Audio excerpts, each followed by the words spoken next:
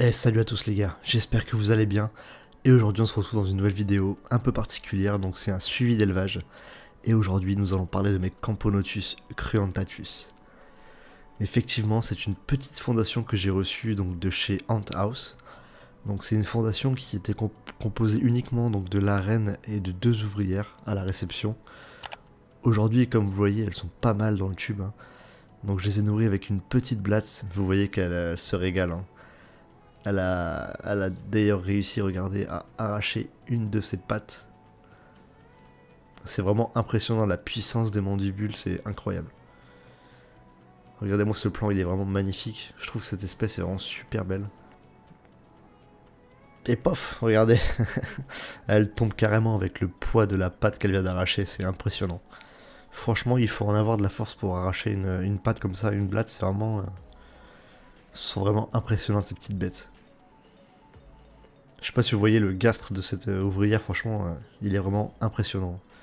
Il est tout noir avec des espèces d'anneaux argentés, franchement je kiffe cette espèce.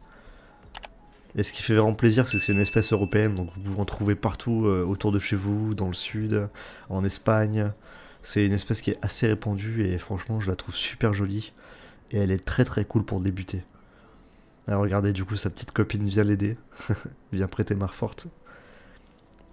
Et comme je disais, ouais, c'est une espèce qui est assez facile, hein, au niveau élevage pour débuter, puisqu'elle n'a pas besoin d'énormément de conditions. Vous lui mettez un tube sec, un tube mouillé, quelques degrés pour la température, et puis généralement c'est une espèce qui fonde assez facilement. Regardez, moi j'ai énormément de cocons, hein. Quand je l'ai reçue, je vous dis, ça fait environ un mois et demi. Donc elle avait 2 ouvrières, aujourd'hui on est à plus de 8, et j'ai encore 3 ou 4 cocons en attente, donc franchement c'est une espèce assez simple et très intéressante. Surtout que de par sa taille, elle est très facile à observer, et je la trouve vraiment super jolie, quoi. Je sais pas ce que vous en pensez, mais laissez-moi un petit commentaire pour me donner votre avis. Mais en tout cas moi ma reine, franchement je la trouve super jolie.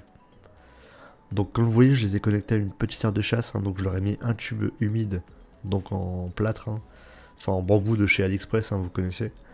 Et un deuxième tube, du coup, un tube à essai en verre classique sec.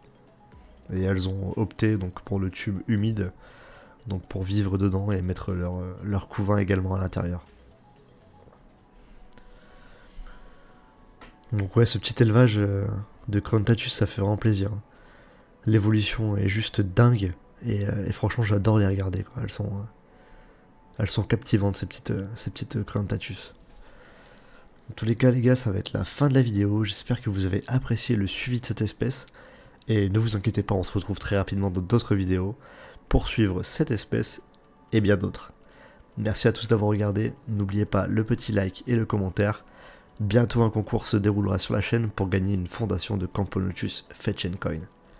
Ciao l'équipe.